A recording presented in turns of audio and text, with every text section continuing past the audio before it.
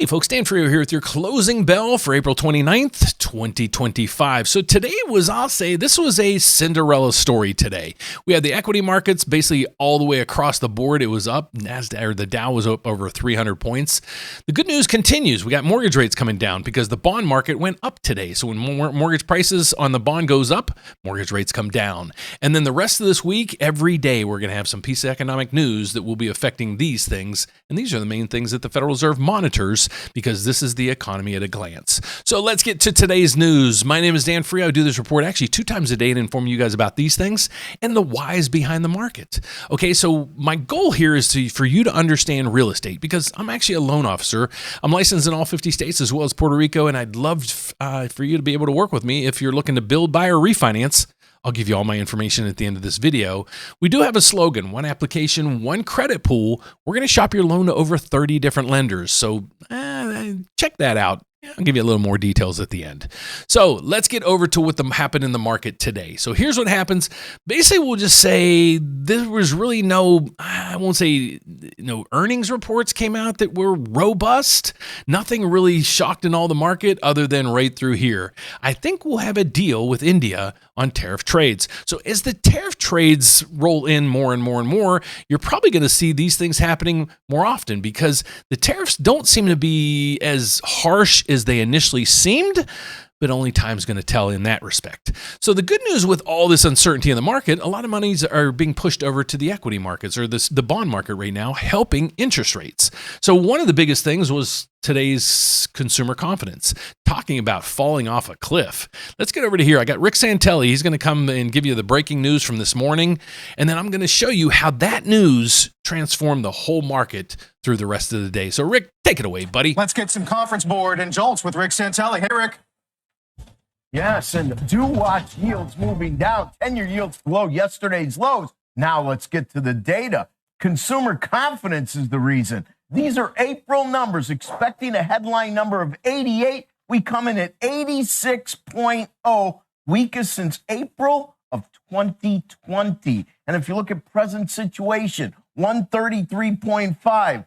This is the best out of the three. This is only the weakest since SEP of 24. And if we look at expectations, 54.4. You have to go all the way back to October of 2011 to find a lower number on confidence. You know, many were wondering what was cross-fertilizing what. Equities were looking really green, interest rates moving down, fertilizing the equities. But maybe the interest rates moving down has more to do with slowness. But I do caution, these confidence numbers can be a bit squishy, and the uncertainty could have an overdramatic effect on it. Now let's look at job openings and labor turnover, known as JOLTS. This is for March, expecting a number around 7.5 million. We come in light, 7,192,000, smallest job opening level since SEP of 24. As we continue to watch yields move down and a slight reversal on the green and equities, but still on the Dow at least, some pretty deep green. David, back to you. Okay, Rick, thank you. Rick Sant. So that takes that piece of the equation. So since that report came out, and that was right here this morning, the bond market was up and away. So let me explain to what you're looking at, if you're new out on the channel. This is actually what's happening to the price of a mortgage-backed security. It's a bond that trades on Wall Street that creates your mortgage yield, or the interest rate on your mortgage. As this goes up, bond yields come down.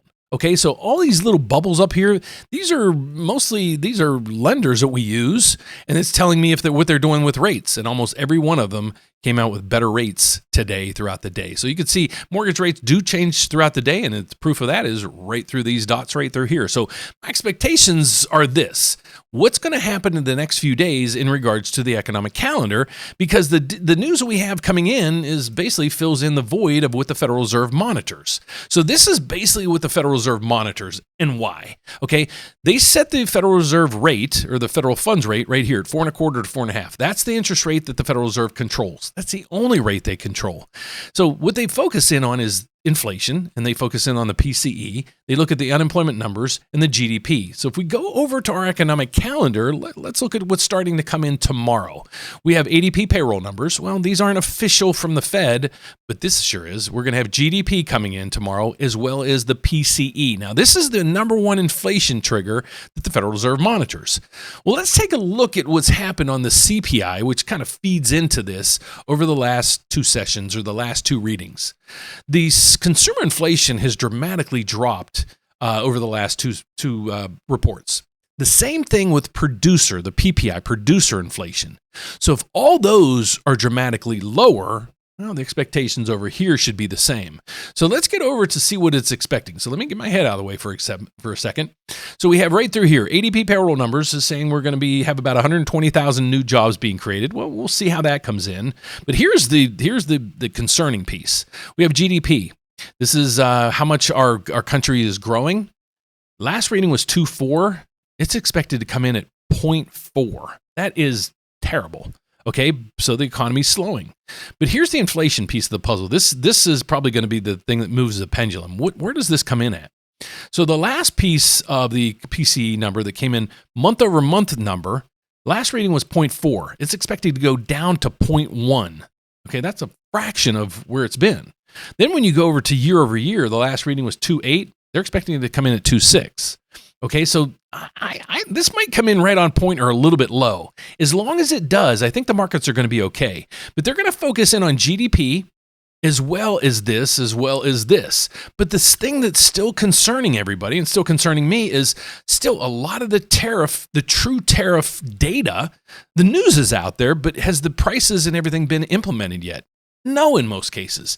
So a lot of this data that's coming in front loaded through here is pre-tariff numbers. So what are the numbers going to look like after tariffs? So that's the concern. Nobody knows. So that's why we focus in on this on a daily basis and see what's going on. So if we go over to here, here's what the numbers look like previously. We had PCE at 2.5. Last two times the reading came in, it came in lower. You have the unemployment rate, which actually ticked up last time. Where's it going to go? As long as we're in between 4.1, 4.2, 4.3, the markets aren't really going to change at all. Then you have GDP, which they're estimating right through here on the back of my head, they're estimating to fall off a cliff. So these are all the things that we're going to focus in on. So let me give you kind of my estimations on what might transpire. Okay, so as long as we have all the economic data, which over the last 2 months, inflation data is coming down. Now, the mainstream media might not be telling you that, but if you look at the CPI, the PPI, and now tomorrow's new number on the PCE, that'll give us an idea where inflation's going.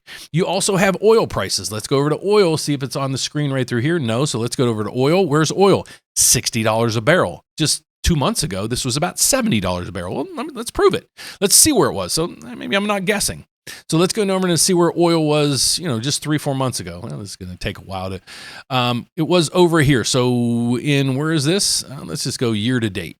Where were we? We were up here at $80 a barrel back in January. Where are we now? We are at 60. Where was it? $60 a barrel or something like that. $60 a barrel. So we're $20 a barrel lower. A huge percentage. So when you start seeing this plus the housing affordability or the rent index, that's a big piece of the inflation numbers. When you start seeing all those, they're actually plummeting. And you're going to find out eventually this. So now, here's my thought.